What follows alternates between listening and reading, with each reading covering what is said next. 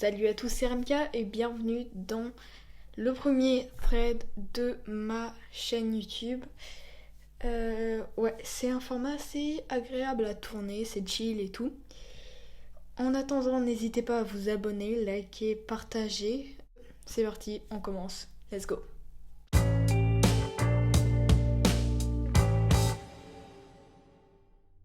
Alors on commence le premier thread sur une histoire qui s'est passée en France, à Paris. Donc c'est l'histoire de Léa, elle a 23 ans quand elle nous raconte son histoire, mais ça s'est déroulé quand elle avait 15 ans. Donc Léa, elle habite au premier étage d'un immeuble, et elle dit que c'est assez cool parce que sa meilleure amie habite dans la même rue, et du coup elles font souvent des soirées pyjama ensemble et tout. Léa, comme elle habite au premier étage, elle ferme toutes les nuits les fenêtres et c'est presque une obsession pour elle. Elle vérifie constamment que les portes et les fenêtres soient bien fermées. Du coup, quand ça arrive, ses parents ont dû partir toute une journée pour le travail de la mère du coup de Léa. Vu que ça se passait dans une autre ville et ils dorment donc dans un hôtel. Donc c'est la première fois que Léa elle se retrouve seule chez elle le soir et elle dit que c'est la pire nuit qu'elle ait passée de toute sa vie. Vous allez rapidement comprendre pourquoi. Du coup la mère de Léa, là, elle se dit c'est pas bon et elle veut qu'elle aille passer la nuit chez Ludivine, donc sa meilleure amie qui est dans la même rue. Mais bon, Léa, elle veut faire sa soirée tranquille. Et avec l'aide de son père, elle arrive à obtenir l'accord de sa mère pour rester chez elle. Et elle avait peur. Mais elle avait quelque chose à prouver. Elle devait prouver à sa mère, en gros, qu'elle pouvait passer la nuit chez elle, toute seule. Bon, Léa, elle se connaît et elle se dit que ce serait peut-être mieux d'appeler son amie au cas où, pour qu'elle puisse venir chez elle à n'importe quel moment de la nuit si elle avait trop peur. À 23h, Léa, elle se pose sur son canapé et elle est sur son téléphone, mais là, elle a un mauvais pressentiment et elle se sent observée de ouf. Et là, au même moment où elle se dit « Tiens, c'est bizarre et tout », elle entend des grincements de parquet. Et en plus, qui viennent de sa chambre. Et vu qu'elle habite au premier étage et que c'est pas un duplex, c'est encore plus flippant. Là, Léa, elle se dit, bon, c'est pas grave, elle s'est pas inquiétée tout de suite. Mais on va voir qu'elle aurait dû. En fait, son immeuble, il est assez vieux et parfois, il y a des craquements, des grincements, mais il y avait toujours eu des explications rationnelles à ça. Donc c'était pas la première fois que des craquements la surprenaient, mais voilà, elle se dit que c'est des voisins et qu'il n'y a aucun souci. Bref, Léa, elle retourne sur son téléphone et sans surprise, elle entend à nouveau des craquements qui viennent de sa chambre. Le truc, c'est que Léa, elle est un peu peureuse et elle n'a pas le même courage que dans les autres threads horreur. Et elle prend ses clics et ses claques et elle se taille. Là, elle va chez son amie, mais elle avait tellement honte qu'elle a rien dit, à part qu'elle se sentait tellement seule et qu'elle s'ennuyait et qu'elle avait du coup besoin d'un peu de compagnie. Hashtag mytho. Le père du coup de sa meilleure pote, qui est vraiment genre super sympa, il décide d'aller acheter des pizzas. Et donc les deux filles se retrouvent seules.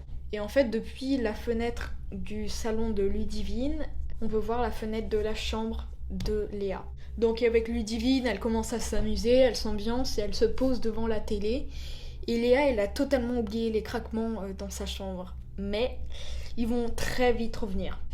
Du coup, Léa, elle a une petite envie d'aller aux toilettes et elle y va, mais quand elle revient dans le salon et elle voit Ludivine qui fixait d'un air terrifié la fenêtre de sa chambre. Du coup, elle lui demande ce qui va pas parce qu'elle était toute pâle. Et là, elle baisse les yeux vers la fenêtre de sa chambre et elle voit que la lumière est allumée. Et là, il y a sa pote qui lui demande « Mais c'est qui là dans ta chambre ?»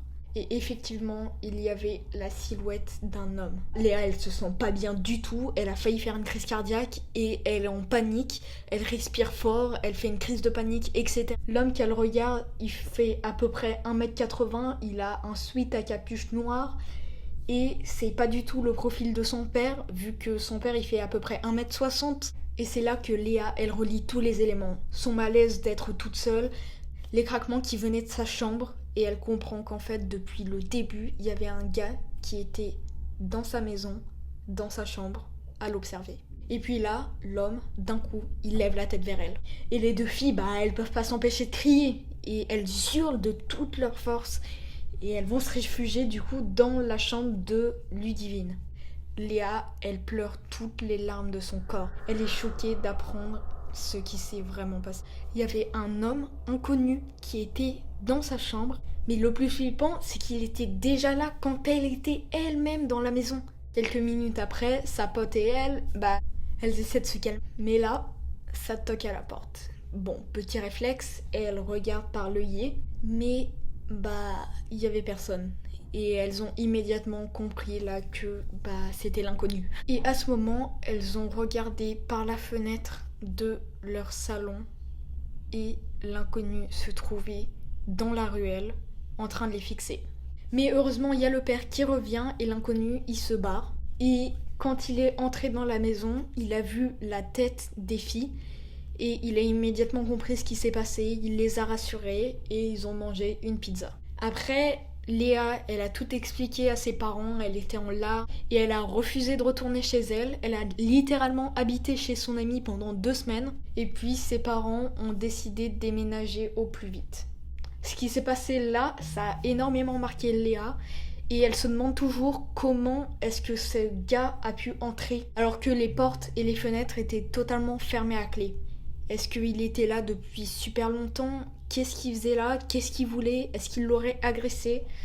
Toutes ces questions qui restent sans réponse. Maintenant, Léa, elle va chez un psychologue chaque semaine parce que ça a laissé énormément de séquelles, c'est extrêmement traumatique ce type d'événement et elle est incapable de rester chez elle sans faire une crise d'angoisse. Et en plus, depuis ces événements, elle souffre aussi d'insomnie.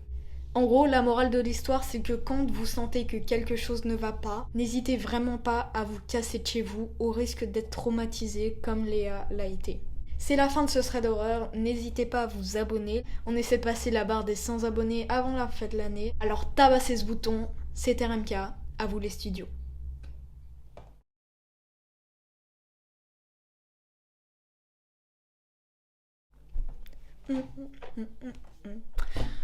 Oh la vache. Oh. Mais moi là j'ai eu peur. Allez, voilà.